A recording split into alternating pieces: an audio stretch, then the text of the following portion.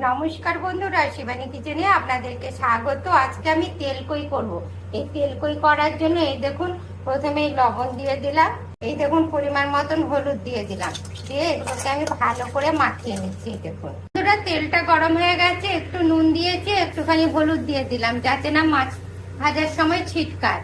এবার এই দেখুন মাছগুলো দিয়ে দিচ্ছি।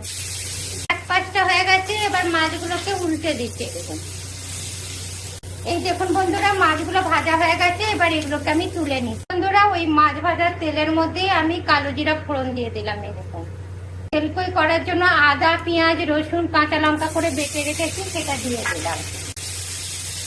মশলাটা ভাজা ভাজা হয়ে গেছে, এর মধ্যে ধনে গুঁড়ো, জিরে গুঁড়ো, হলুদ, লঙ্কার গুঁড়ো আর লবণ করে দিয়ে দিলাম। এই দেখুন,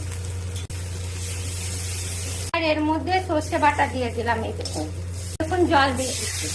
বন্ধুরা, ঝোলটা ফুটে গেছে, এবার এই কই মাছগুলো এর মধ্যে ছেড়ে দিলাম, আরে এটা ঢাকা দিয়ে। বন্ধুরা, তেল কইটা হয়ে গেছে, এবার নামিয়ে নেবো। এই নামানোর আগে একটুখানি সর্ষের তেল দিয়ে দিলাম, তাতে খেতে আরো সুস্বাদু হবে। বন্ধুরা, কি দারুণ আমার তেল কইটা হয়েছে, দেখেছেন? আপনারাও ঠিক এইভাবে তেল কই করবেন, দেখবেন দারুণ খেতে লাগবে।